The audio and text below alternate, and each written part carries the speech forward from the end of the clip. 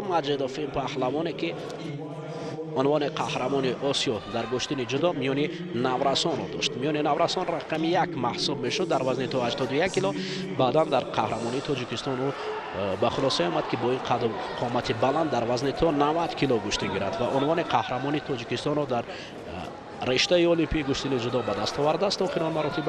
و حالا اکنون مجیدوف با گراس کلاوس پهلوانی که در گران پری ها مخصوصا گران سلام ها و گران پری ها از سال 2014 این جانب در مقام سوم بود، مخصوصا گران سلام ابودابی و گران پری اگاتیر رو این پهلوان شویتساریا با نشان برنجی جانباز کرده است. حالا مجیدوف فعال است. محمد مراد عبدالرحمانوف سرمربی تیم منتخب جمهوری تاجیکستان از کنار نشسته است و برای جهانگیر مجیدوف مصلحت میدهد اولین شد برای گراس کلاوس نشان دادن داوری مرکز هنوز انتظار است که کی از جانبی که در اینجا قاعده ویران شد. برای مجیدوف در دوره های اول از زیر پا داشتن دیدید اکنون تاثیر گشتن ملی تاجیکی چگونه است. پای داشتن بعضا حالتها پهلوانان ما رو در این دیدار طریق شیدا اما این شیدا قدر تهدید ندارد برای جهانگیر مجیدوف. اکنون خوب داشته است. مجیدوف باید خوب کار کند و دستکشی و گوشتی نگرفتن گراس کلاوس باید از جانب داوری مرکز نیست به نظر گرفته شود. جهانگیر مجیدوف حالا شوی درست رو پیشه کرده است و یک وزر نزدیک داشتن برای مجیدوف. خب شدای وزری رو هم دادن برای مجیدوف پهلوان ما. اکنون یک وزر این جهانگیر را در جهانی گشتن جدا پیش میبرد. فرصت است، وقت آخر حالا فرصت زیادتر است. باید جهانگیر مجیدوف در اینجا سراسر گیران هدیت و احتیاط کورانه گشتن گیرد چون که میتواند که گراس کلاوس پهلوانی تجربه دار شویتساریا یگان روش دیگر رو بر مقابل پهلوان ما نشان دهد، مخصوصا در حالت شیدا احتیاط کورانه باشد جهانگیر تا اینکه اصولهای غیر قاعدوی را به کار نبرد چون که اگر در حالت ویران کردن قاعده های گشتن جدا پس از شیدا نشان میدهد. همین است پرتافت عالیه که از جانب جهانگیر مجیدوف بود. دست رقیب هم زیری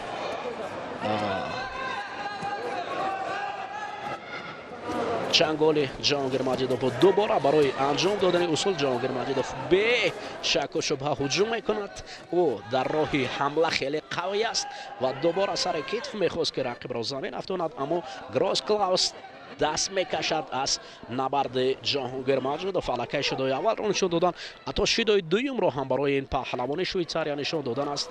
احتمال دور نبود چون که ببینید روش خوب همین است که جهانگیر مجیدوف دوباره در اینجا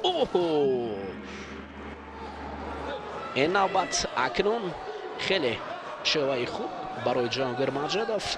یک وزر حالا این پهلوان ما را به پیش میبرد. قهرمان جهانی جدای 2021 است و نبرد پر شدید میگردد. آنامین شکل هم برای مجیدوف کمی خطر داشت و آزادانه جهانگیر مجیدوف از این وضع مرکب خود را پناه برد و حالا گشتین ادامه دارد. مربی گراس کلاوس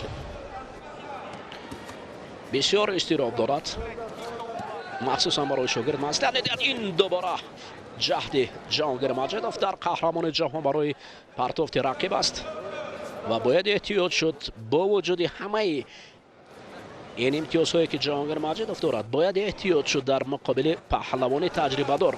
همین شیوه هایی که بعضا میتواند که پهلوان رو فارغ بال نماید و لحظه باشد هم محمد عبدالرحمانوف حالا صدا میکند از سمت دیگر برای جهانگیر مجیدوف برای گشتن خوب گرفتنش اما گشتن نگرفتنی گراس کلاوس باید این را داور مرکز به نظر گیرد. کمتر از یک دقیقه دیگر میان گراس کلاوس پهلوان شویتساریا و جهانگیر مجیدوف باقی مانده است. داور مرکز حالا مته و حجمه میگوید این لحظه های آخر را باید جهانگیر مجیدوف بسیار خوب وزر دیده اکنون дидед иштибоҳе ки мо дорем ва ҳоло ҳолати асайкоми акнун Гросс Клаус ана акнун фориғболие ки паҳлавони мо карданд 10 сония дигар паҳлавони Швейтсарияро даст боло мегардонад. Баъзан кам таҷрибаи паҳлавонони мо ҳамин аст, дар ҳоле ки як вазаре доред 30 сония дигар боқӣ мондад куҷо аст ки назди рақиб таваккал мекунед. ана ин кам таҷрибагии паҳлавонони моро дар қаҳрамонии ҷаҳон умуман дар сатҳи ҷаҳонии гӯштини ҷудо нишон медиҳад. ин қадами устуворе ки ӯро ба набарди ба пирӯзӣ 1 сония 30 сония дигар боқӣ мондааст ва дидаю дониста мо ҳуҷум мекунем, худро зери чанголи рақиб медиҳем. Гросс Клаус Сирил паҳлавони Швейтсария тавонист ки дар ин ҷо даст боло шавад.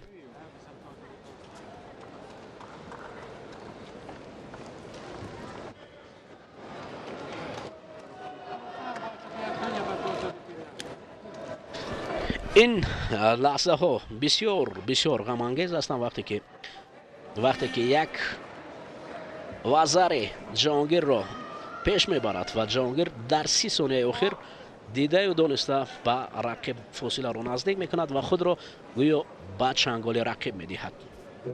куҷо аст кор кардан аст. хуб